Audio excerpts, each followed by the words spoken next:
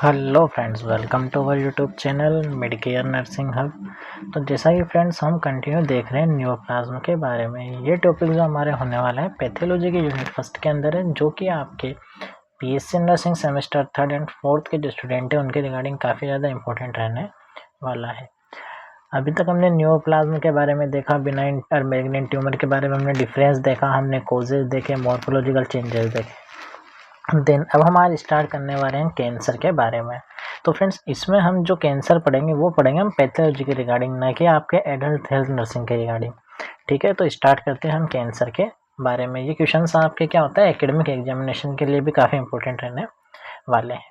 सबसे पहले हम स्टार्ट करते हैं कैंसर के डेफिनेशन के रिगार्डिंग। तो कैंसर की डेफिनेशन क्या होता है कि cancer is a large group of disease that can start in the almost any organ और tissue of the body when abnormal cells grow uncontrollably, go beyond their unusual boundaries to invade adjoining part of the body and all the spread to other organ। तो क्या होता है mainly cancer के definition या introduction की हम बात करें तो कैंसर एक ऐसी कंडीशन होती है जिसमें क्या देखने को मिलता है कि हमें इसमें बहुत सारे टाइप की डिजीज अकर हो सकती हैं। और ये कहाँ देखने को मिलता है हमें, किसी भी टाइप के ऑर्गन या टिश्यू में, कहाँ पे, हमारी बॉडी के अंदर, जिसमें हमें क्या देखने को मिलता है एबनॉर्मल ग्रोथ देखने को मिलती है क्या, या फिर हम कहें अनकंट्रोलेबल ग्रोथ देखने को मिलती है हमें सेल्स की। Go beyond their usual boundaries, ये क्या हो जाता है जितनी सेल की नॉर्मल बाउंड्री होती है इससे भी ज़्यादा क्या होने लग जाती है, इसमें हमें ग्रोथ देखने को मिल जाती है। यही कंडीशन हमारे क्या कहलाती है, मेनली कैंसर की कहलाती है। यह क्या हो सकता है कि एक पार्ट से दूसरी पार्ट पे भी क्या हो सकता है, अपने आप को स्प्रेड कर देता है, मेटास्टेसिस कर सकता है। नेक्स्ट हम बात करें clinical feature of the cancer. तो क्लिनिकल फीचर या साइन एंड सिम्टम्स की हम बात करें तो इसके अंदर हमें क्या क्या सिम्टम्स देखने को मिल सकते हैं। तो बात करते हैं some general science and symptom associated with but not specific to cancer include. हम जो सिम्टम्स अभी देखेंगे वो हमें कैसे देखने को मिल सकते हैं कि ये कुछ बेसिक से सिम्टम्स होते हैं जो किसके अंदर हमें मेनली देखने को मिलते हैं, कैंसर की कंडीशन के अंदर हमें देखने को मिलते हैं। जैसे कि सबसे मेन पॉइंट है हमारे पास फटिक वाली कंडीशन देखने को मिलेगी, यानी कि जो पेशेंट है, पेशेंट हमें कैसा देखने को मिलेगा, वहाँ पे फटिकनेस देखने को मिलेगी, यानी कि पेशेंट चिड़चिड़ा देखने को मिलेगा। देन हम बात करते हैं लिम्फ लंप और area of the thickness that can be felt under the skin. हमें क्या देखने को मिलेगा, एक लिम्प का फॉर्मेशन है, लंप का फॉर्मेशन देखने को मिलेगा, यानी कि एक सिस्ट लाइक स्ट्रक्चर हमें कैंसर वाली कंडीशन के अंदर देखने को मिलता है। an intentional weight loss of more than the 10 kgs in the 6 month। इसके साथ हम नेक्स्ट बात करें कुछ स्पेसिफिक सिम्टम्स की, कि अगर किसी पर्सन का वेट लॉस हुआ है, कितना हुआ है, 10 kg से ज़्यादा विद इन 6 मंथ के अंदर अगर 10 kg से ज़्यादा वेट लॉस हुआ है तो कहीं ना कहीं ये कैंसर का फीचर हो सकता है या सिम्टम्स देखने को मिल सकते हैं। An existing mole with suddenly increase in size. अब क्या होता है कि हमारी बॉडी में अगर पहले से कोई मोल प्रेजेंट होता है, यानी कि कोई मोल फॉर्मेशन है, मोल का मतलब होता है मेनली जो हमारी बॉडी में मस्से वगैरह देखे जाते हैं ना बॉडी की स्किन के ऊपर, अगर मान लो वो मोल प्रेजेंट है तो मोल के अंदर हमें क्या देखने मिलेगा, अगर कैंसर वाली कंडीशन अगर हुई है तो एबनॉर्मली उसकी भी हमें एक साइज इंक्रीज देखने को मिल जाएगी। Changes in the bowel and the bladder habits, जो बोवल एंड ब्लैडर हैबिट्स होते हैं उनके अंदर भी हमें चेंजेस देखने को मिलेगा। उसके साथ साथ हम बात करें changes in bowel and bladder habits, persistent cough और डिस्निया। इसके साथ साथ हमें क्या देखने को मिलेगा कि जो पेशेंट है उसके अंदर में परसिस्टेंट कफ देखने को मिलेगा और साथ साथ में डिस्निया की कंडीशन देखने को मिलेगी। डिस्निया का मतलब क्या देखने को मिलता है, हमें डिफिकल्टी इन ब्रीथिंग देखने को मिलेगी। डिफिकल्टी इन सलोविंग, पेशेंट अगर किसी भी चीज़ से कोई फूड वगैरह इंटेक करेगा ओरल कैविटी से तो उसको क्या होगा, सलोविंग में प्रॉब्लम देखने को मिलेगी।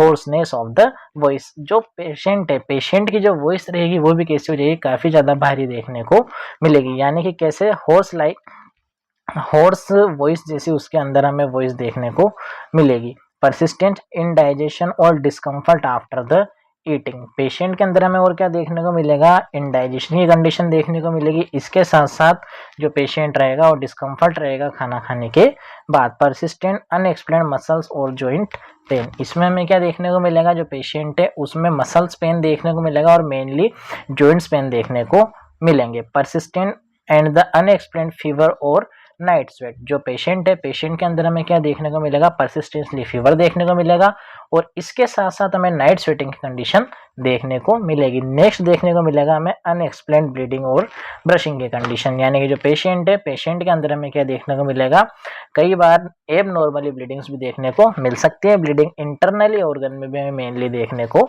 मिल सकती है। नेक्स्ट हम बात करते हैं लेबोरेटरी डायग्नोसिस ऑफ कैंसर की। कैंसर के रिगार्डिंग हम कौन कौन से लेबोरेटरी डायग्नोसिस करवा सकते हैं। तो मेनली हम कुछ जो स्पेसिफिक टाइप के हमारे डायग्नोसिस किए जाते हैं उसके रिगार्डिंग बात करने वाले हैं। सबसे फर्स्ट होता है हमारे बायोप्सी। जब हमने इंट्रोडक्शन किया था पैथोलॉजी का तो वहाँ हमने कुछ टर्मिनोलॉजीज देखी थी। अब टर्मिनोलॉजीज क्या क्या थी हमारे, जैसे कि बायोप्सी था, ऑटोप्सी था। तो अगर बायोप्सी अगर करवाई जा रही है तो बायोप्सी का मतलब क्या होता है, a tissue sample is taken from the suspected tumor site and examined for the cancer cell। अब बायोप्सी एक ऐसा प्रोसीजर होता है जो क्या किया जाता है, जो लिविंग टिश्यूज होते हैं, यानी कि ऐसा पर्सन जो लाइव है, जो अभी जीवित है, उसमें हम क्या करेंगे, अगर हमें सस्पेक्ट लग रहा है, यानी कि अगर हमें संभावनाएं लग रही है कि यहाँ पेशेंट के अंदर क्या हो सकता है, ट्यूमर का फॉर्मेशन हो सकता है, तो उस सिस्ट से हम क्या करते हैं, सैंपल ले लेते हैं। तो ये एक मोस्ट कॉमन या बेसिक सा एक लेबोरेटरी डायग्नोसिस होता है, क्या, बायोप्सी करवाना। किसके रिगार्डिंग बायोप्सी क्यों करवाई जाती है, ताकि हम आइडेंटिफाई कर सकें कि पेशेंट के अंदर जो सिस्ट बना है कहीं वो कैंसर कंडीशन में जो अकर नहीं हो रहा है या डेवलप नहीं हो रहा है। नेक्स्ट होता है हमारे हिस्टोलॉजिकल एग्जामिनेशन। अब एक बेसिक से टर्म हमारे मेडिकल साइंस में होती है हिस्टोलॉजी। हिस्टोलॉजी का मतलब क्या होता है, स्टडी ऑफ द टिश्यूज। अब टिश्यूज की अगर स्टडी करेंगे तो उस चीज को अपन क्या बोलते हैं, हिस्टोलॉजी बोलते हैं। अब हमने देखा है कि चेंजेस देखने को मिलेंगे। चेंजेस कहाँ देखने को मिलेंगे, हमें सेल्स के अंदर, टिश्यूज के अंदर एबनॉर्मल चेंजेस देखने को मिलेंगे। तो इसके रिगार्डिंग अब हम क्या करवाएंगे, हिस्टोलॉजिकल एग्जामिनेशन भी करवा सकते हैं। अब हिस्टोलॉजिकल एग्जामिनेशन में क्या होता है, the tissue sample is stain and examine under the microscope for abnormal cell morphology. हम क्या करेंगे, पहले सैंपल की स्टेनिंग कराएंगे। स्टेनिंग करवाने के बाद हम क्या करेंगे, उसको माइक्रोस्कोप की हेल्प से क्या करेंगे, असेस करेंगे और उसमें हम आइडेंटिफाई करेंगे किस चीज को, सेल की मॉर्फोलॉजी को हम आइडेंटिफाई करेंगे। सेल की मॉर्फोलॉजी में हम उसकी साइज और शेप के बारे में असेस कर लेते हैं। नेक्स्ट कंडीशन होती है पेप स्मेयर की।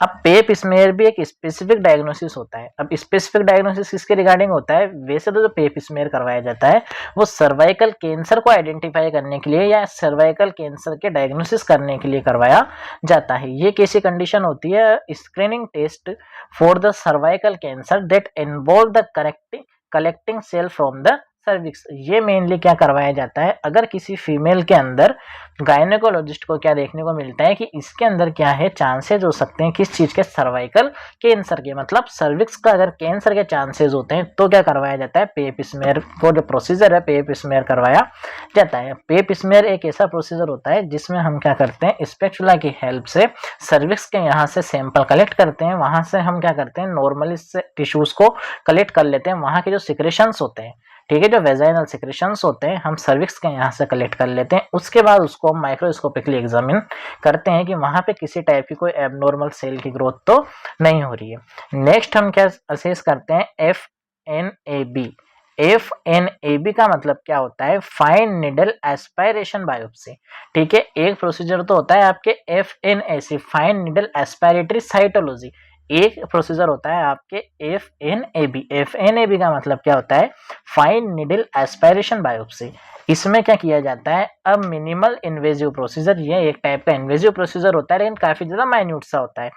अ minimal invasive procedure to collect cell from the suspected tumour site. इसमें क्या किया जाता है कि एक निडल की हेल्प से क्या कर लिया जाता है, ट्यूमर साइट के यहाँ से थोड़ा सा जो भी सैंपल है उसको कलेक्ट कर लिया जाता है। नेक्स्ट हम क्या देखते हैं, PCR। PCR का मतलब क्या होता है, पॉलीमरेज चेन रिएक्शन। PCR करवाई जाती है। PCR किसके रिगार्डिंग करवाई जाती है, हमारे a technique used to detect specific genetic mutation और biomarker associated with the cancer. ये हम क्यों करवाते हैं, ताकि हम पता लगा सकें कि जीन्स में किसी न किसी टाइप का कोई म्यूटेशन तो अकर नहीं हुआ है और जो बायोमार्कर्स होते हैं उनमें भी कोई चेंजेस तो नहीं देखने को मिले। अगर किसी भी टाइप से जीन म्यूटेशन की कंडीशन हमें देखने को मिलती है, यानी कि जो भी पर्सन है उसके जेनेटिक मेकअप में हमें चेंजेस देखने को मिलते हैं, तो उसकी कंडीशन के बेसिस पे हम आइडेंटिफाई कर सकते हैं कि पेशेंट के अंदर कहीं ये कंडीशन कैंसर वाली तो नहीं है। नेक्स्ट हम बात करते हैं जो होने वाला है हमारे एनजीएस। एनजीएस का मतलब क्या होता है? Next generation sequencing. इसमें क्या देखने को मिलता है? A high throw output sequencing technique used for to identify genetic mutation and the biomarker। ये भी मेनली किसके लिए करवाई जाती है? जेनेटिक टेस्टिंग के रिगार्डिंग करवाया जाता है। नेक्स्ट क्या होता है? वो होने वाला होता है serum tumour marker. Serum tumour marker में हमें क्या देखने को मिलते हैं?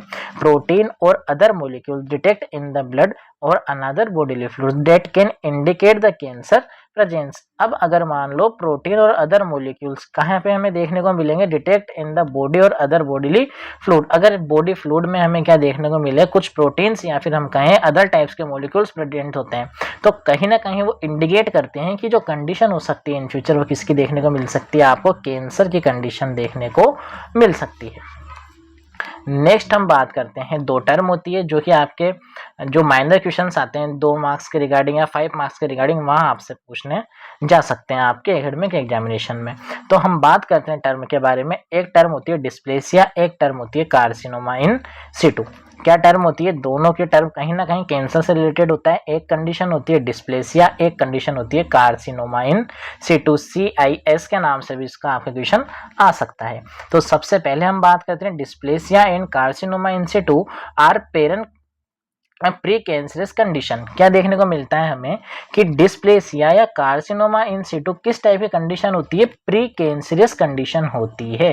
प्री कैंसरस कंडीशन का मतलब क्या होता है कि ऐसी कंडीशन की जिसमें अभी फाइनली आपके कैंसर तो अकर नहीं हुआ है, लेकिन मे बी पॉसिबल कि इसको टाइम से ट्रीट नहीं किया गया, तो ये कन्वर्ट किस में हो सकता है? आपके कैंसरस कंडीशन के अंदर कन्वर्ट हो सकता है। तो अगर मान लो किसी पर्सन के अंदर हमें डिस्प्लेसिया देखने को मिल रहा है या कार्सिनोमा इन सिटू देखने को मिल रहा है, तो कहीं ना कहीं आगे जाके चांसेस हैं कि उसके अंदर क्या हो सकता है? कैंसर की कंडीशन अगर हो सकती है, डेवलप हो सकता है।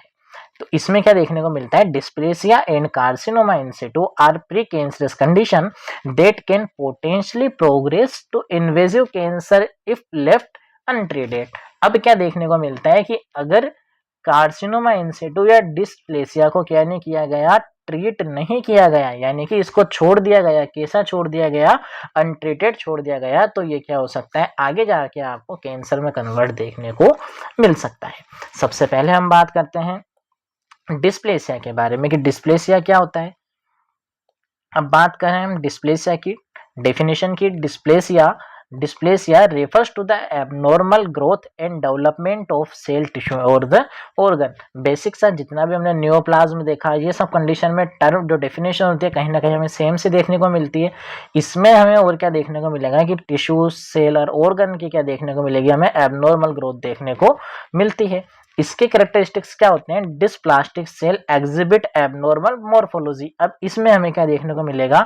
इसकी जो मॉर्फोलॉजी रहेगी वो एबनॉर्मल देखने को मिलेगी, इंक्लूडिंग चेंजेस इन साइज में चेंजेस देखने को मिलेगा, शेप में चेंजेस देखने को मिलेगा, इसके साथ साथ ऑर्गेनाइजेशन में हमें चेंजेस देखने को मिलता है। टाइप्स की हम बात करें, dysplasia can occur in the various tissue including the epithelial cell, connective tissue and the muscular tissue. कहाँ पे हमें डिस्प्लेसिया की कंडीशन देखने को मिल सकती है? हमारी बॉडी के जितने भी टिश्यूज होते हैं वहां हमें देखने को मिल सकता है, जिसमें मेनली एपिथेलियल लेयर हो सकती है, कनेक्टिव टिश्यूज हो सकते हैं, मस्कुलर टिश्यूज देखने को मिल सकते हैं। फाइनली हम बात करें कार्सिनोमा इन सिटू की। कार्सिनोमा इन सिटू क्या होता है? इसकी डेफिनेशन की अगर हम बात करते हैं तो carcinoma in situ is a pre cancerous condition. ये क्या होता है? प्री कैंसरियस कंडीशन होती है where abnormal cell are confirm to the epithelial layer and have not invaded the basement membrane. इसमें हमें क्या देखने को मिलता है कि जो एबनॉर्मल ग्रोथ होती है, एबनॉर्मल ग्रोथ कहाँ पे देखने को मिलती है? हमें हमारी जो स्किन होती है, स्किन के एपिथेलियल लेयर तक तो हमें क्या देखने को मिलती है?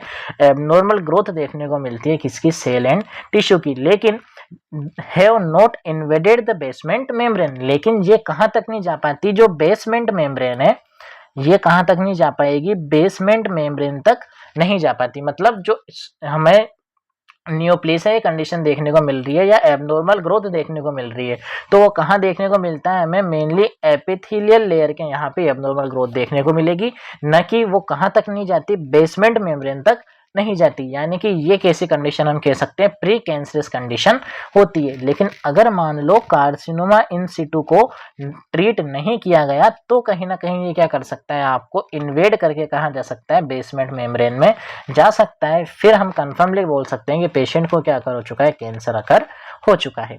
बात करते हैं इसके कैरेक्टरिस्टिक्स की, तो carcinoma in Situ exhibit severe dysplastic changes and are associated with the high risk for progressing to invasive cancer। अगर मान लो इसको ट्रीट नहीं किया गया तो ये आगे जाके किस चीज को कंसिडर कर सकता है, आपके इन्वेजिव कैंसर को कंसिडर कर सकता है। बात करते हैं टाइप्स की, carcinoma in Situ can occur in various organ including the cervix, breast and skin. Mainly अगर हम बात करें कार्सिनोमा इन सिटू, जो हमारे कार्सिनोमा इन सिटू है वो कहाँ देखने को मिलता है हमें, तो यह हमारी बॉडी के किसी भी ऑर्गन में अकर हो सकता है, लेकिन मेनली कहाँ कहाँ देखने को मिलता है, सर्विक्स में, फीमेल ब्रेस्ट में, और वहीं हम बात करें स्किन के लेयर में हमें देखने को मिल सकता है। नेक्स्ट आपके टर्म रहने वाली है, ये भी आपके एकेडमिक एग्जामिनेशन के लिए काफी ज्यादा इंपॉर्टेंट होने वाली है।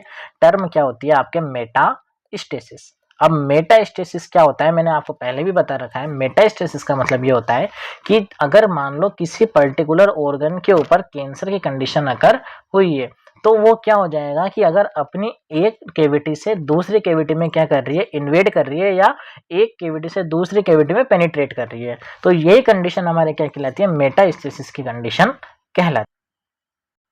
बात करते हैं डेफिनेशन की, तो डेफिनेशन क्या रहने वाली है हमारे, metastasis is the spread of tumour to site that are discontinue with the primary tumour site. Metastasis का मतलब क्या देखने को मिलता है हमें, कि ये एक ऐसा प्रोसेस होता है कि जिसमें जो ट्यूमर होता है वो क्या कर जाता है, स्प्रेड कर जाता है। कहाँ से स्प्रेड कर जाता है, discontinuous with the primary tumour site, जहाँ पे प्राइमरी ट्यूमर अकर हुआ है, यानी कि जहाँ पे प्राइमरी सिस्ट का फॉर्मेशन हुआ है, वहां से वो क्या कर जाता है, अपने आप को स्प्रेड करके कहीं और दूसरी कैविटी या दूसरे ऑर्गन तक चला जाता है। Metastasis makes a tumour malignant. इसके वजह से हमें क्या देखने को मिलता है, ट्यूमर किस नेचर का देखने का मिलता है, हमें मेलिग्नेंट नेचर का देखने को मिलता है। मैंने आपको स्टार्टिंग में जब इस टॉपिक को स्टार्ट किया था, नियोप्लेजिया वाली कंडीशन को, वहीं पर डिफरेंस बता दिया था कि बिनाइन ट्यूमर क्या होता है और मेलिग्नेंट ट्यूमर क्या होता है। तो अगर आपने अभी तक उन वीडियोस को वॉच नहीं किया है तो पहले आप उन वीडियोस को वॉच करें, उसके बाद आप यहाँ पर आए, ताकि आपको और अच्छे से चीजें समझ में आने लग जाएंगी। The invasiveness of cancer permit them to penetrate blood vessels, lymphatic and body cavities, assisting their spread। अब हमने एक कंडीशन देखी कि जो मेटास्टेसिस होता है उसमें क्या देखने को मिलता है कि एक जगह से दूसरी जगह जो कैंसर सेल होती हैं वो इन्वेड कर जाती हैं, इन्वेसिव कर जाती हैं। अब जो इन्वेसिवनेस होती है वो हमें मेनली किसके वजह से देखने को मिलती है, कि या तो जो ट्यूमर सेल है पेनिट्रेट कर जाए ब्लड के अंदर, यानी कि ब्लड में कैसे जाएंगे, ब्लड वेसल्स को पेनिट्रेट करने के बाद। वहीं हम बात करें और किस तरह से हो सकता है, जो लिम्फ होते हैं, लिम्फ के थ्रू भी क्या हो सकता है, ये स्प्रेड हो सकता है।